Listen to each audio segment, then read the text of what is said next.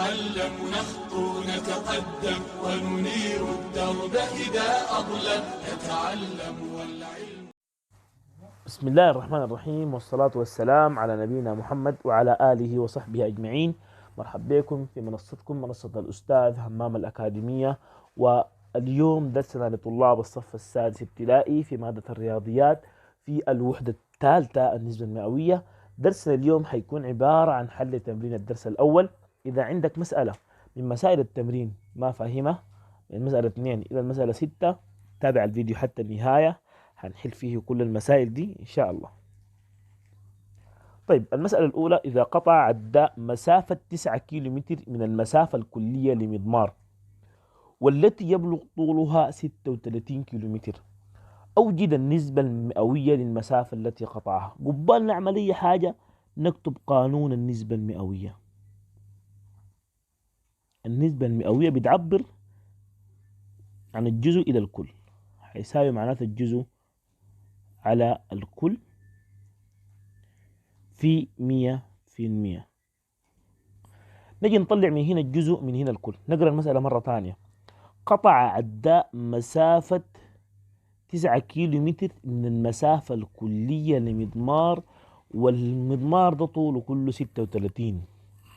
أوجد النسبة المئوية للمسافة التي قطعها. هو قطع 9 من مسافة كلية، والمسافة الكلية قال لي بيساوي 36، إذن الكل هنا عبارة عن 36. عاوزين النسبة المئوية للمسافة التي قطعها، إذن الجزء هو عبارة عن المسافة التي قطعها اللي هي تعبر عن 9 كيلومتر. حاجة عوض حيساوي 9 على 36 أضربها في 100%. طيب بعد ده باقي لي الاختصار. دائما بختصر الحاجة الرقم اللي في البسط مع الرقم اللي في المقام. طيب التسعة وال36 ديل واحدة في البسط واحدة في المقام. طبعا الاثنين لو سألتك بيبقى القسم على كم؟ ايوه ممتاز، على 9. الاثنين موجودات في جدول 9. 9 على 9 فيها الواحد، و36 على 9 فيها الأربعة.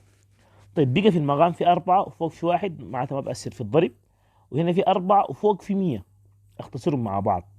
4 على 4 فيها الواحد، و100 على 4 فيها 25. دي واحد ودي واحد، واحد على واحد بواحد، إذا واحد في 25% بيساوي 25 وعلامة في المية. الناتج هو عبارة عن 25%. لو قريناه تاني وعدناه تاني: قطع عداء مسافة 9 كيلومتر من مسافة كلية والتي يبلغ طولها 36. إذا دي عبارة عن الكل.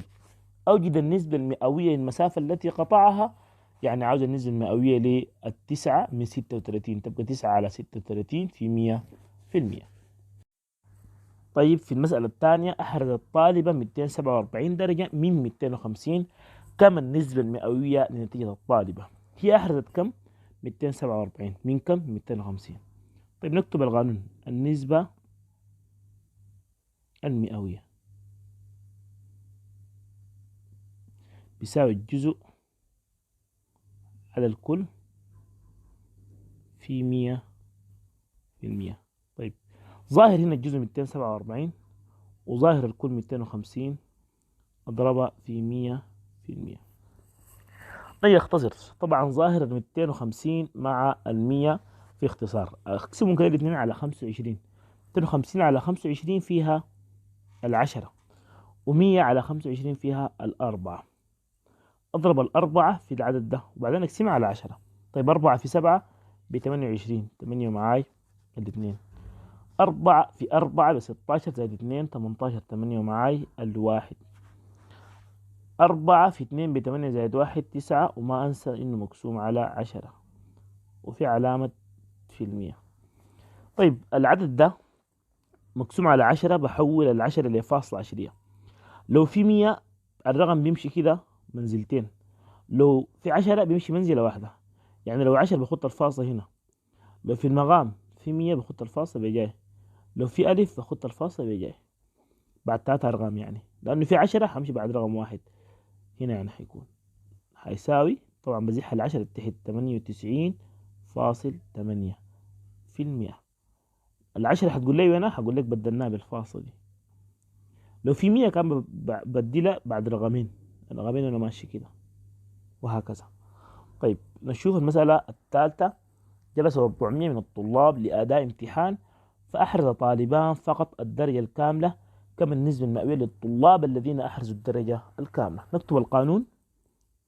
النسبة المئوية بيساوي الجزء على الكل في 100 في المئة. الجزء على الكل في 100 في المئة. أطلع الجزء. طيب نقرأ تاني. جلس 400 من الطلاب لأداء امتحان، أحرزوا 2 منهم الدرجة الكاملة، أحسب النسبة المئوية للطلاب الذين أحرزوا الدرجة الكاملة. إذن الطلاب كلهم عبارة عن الكل، والجزء عبارة عن الناس اللي أحرزوا الدرجة الكاملة. الجزء عبارة عن 2 والكل عبارة عن 400. أجي أقسم 2 على 400 واضربها في 100 في المئة. طيب في الاختصار أقسم هنا على 4، الناتج طبعا هنا 100، واقسم هنا على 4 الناتج 25، واضرب بعدين اقسم على 100. 2 في 25 بيساوي 50 مقسوم على 100 وفي علامة في المئة. شيل الصفر ده مع الصفر ده. 5 على 10 برضو هحرك الرقم كده فاصلة عشرية منزلة واحدة، إذن هتجي هنا تبقى 0.5 كده، لأنه ما في رقم بجاي هيكون بس شنو بالشمال في صفر. لو في رقم بيكون في رقم بعد ذاك 5/10 قاعدة داخل المنازل العشرية. طيب المسألة الخامسة. غرس مزارع 30 شتلة فنمت منها 27، كما النسبة المئوية لنجاح زراعته؟ نكتب القانون. النسبة المئوية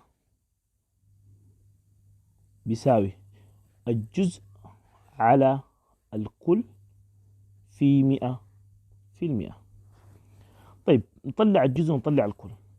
هو غرس 30 شتلة نمو منها 27، كما النسبة المئوية للنجاح زراعته؟